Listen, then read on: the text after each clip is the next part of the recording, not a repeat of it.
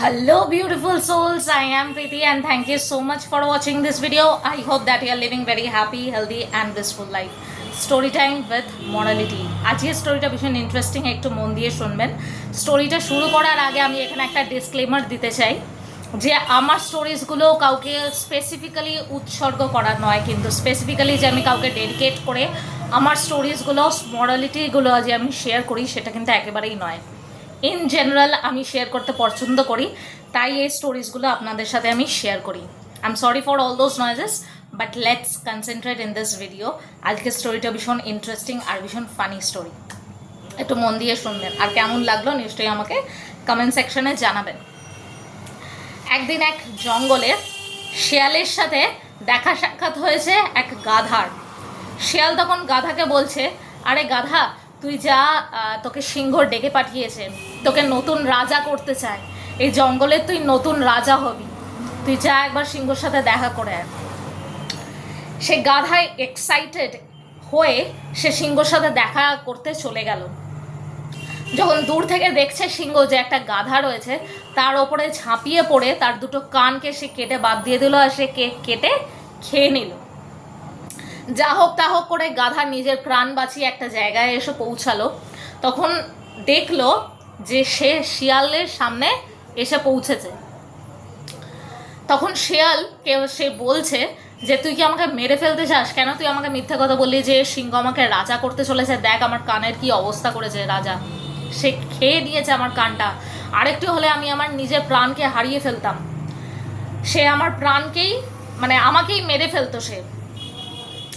তখন শিয়াল তখন বলছে যে আরে পাগল গাধা, তোকে কান কেটে বাদ দিয়েছে মানে এটা নয় যে তোকে মেরে ফেলতে চায় সিংহ, তোর কানটা এই কারণে কেটে বাদ দিয়েছে, রাজা তো নিজের মুকুটটা তো তোর মাথার ওপরে বসাতে পারবে না, এত বড় বড় কান থাকলে তোর, ওই জন্য তোর কান কেটে সে বাদ দিয়ে দিয়েছে, সে খেয়ে নিয়েছে সে কানটা, ওই জন্য কানটা কেটেছে। তুই অবিশ্বাস করিস না আমাকে, রাজা আমাকে বলেছে যে সে তোকে জঙ্গলের রাজা করতে চায়, সিংহ একথা আমাকে বলেছে তোকে বলতে, তুই যা একবার সিংহর সাথে দেখা করে।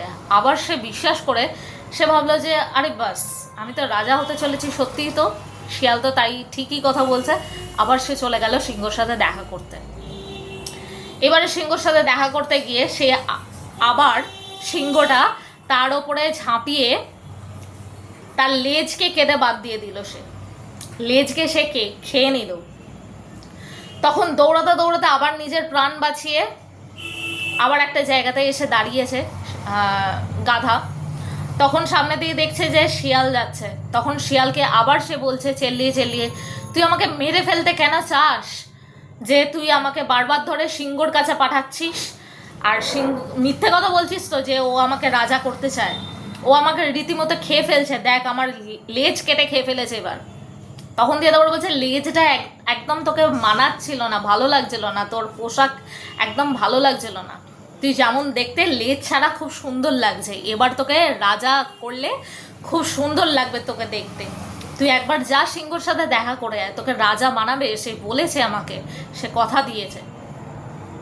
সে আবার যায় রাজার কাছে, তাকে বিশ্বাস করে সে যায় রাজার কাছে, সিংহর কাছে। সে যাওয়াতে সিংহ তার ওপরে ঝাঁপিয়ে পড়ে এবারে তার প্রাণকে পুরো একদম শেষ করে দিল। সে আর বেঁচে ফিরতে পারলো না, তাকে একদম খতম করে সে খেয়ে নিল। সামনে দিয়ে সিংহ দেখছে যে শিয়াল যাচ্ছে। সিংহ তখন শিয়ালকে বলছে যে আচ্ছা শিয়াল, আমি তো একটা গাধাকে খেয়ে ফেললাম কিন্তু তার মস্তিষ্ককে খুঁজে পেলাম না, পুরো একদম হাড্ডি ফাড্ডি সব কিছু একদম খেয়ে সাফ করে দিলাম, কিন্তু তার ব্রেনকে আমি কোথাও খুঁজে পেলাম না, সেটা গেল কোথায়? তখন দিয়ে তারপরে শিয়াল উত্তরে দিচ্ছে যে ওর ব্রেনটা থাকলে থোড়ি থার্ড টাইম আবার যেত তোমার কাছে, যেত না। মরালিটি অফ দ্য স্টোরি হচ্ছে এই পৃথিবীতে, এই জগতে খুব ভালো মানুষ যারা মুখোশ একদম পড়ে আছে, যারা খুব ভালো মানুষ, তারা নিজেদেরকে মনে করে, একদম বিশ্বাস করো না তাদেরকে।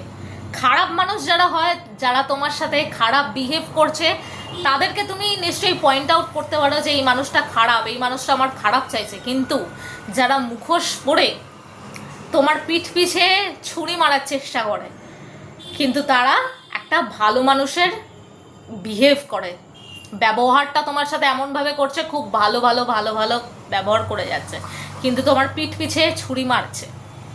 তাদেরকে আইডেন্টিফাই করার চেষ্টা করো। এই কারণে সবাই যারা ভালো বিহেভ করছে তোমার সামনে, যেটা কর্ম করছে, ভালো বিহেভ করার যে কর্মটা যেটা তোমার সামনে করছে, সেটা কিন্তু তাদের ইন্টেনশনও যে ভালো এমনটা কিন্তু একেবারেই নয়, তাই না? তাদের ভেতর ভেতর অনেক কিছু ব্যাপার চলছে। সবাইকে বিশ্বাস করে নেওয়াটা খুব বোকামো হয়, তাই না? আর কাইন্ড থাকা মানে হচ্ছে যে বোকা হয়েও না। কাইন্ড থাকার মানে এটা নয় যে তোমার ব্রেন নেই।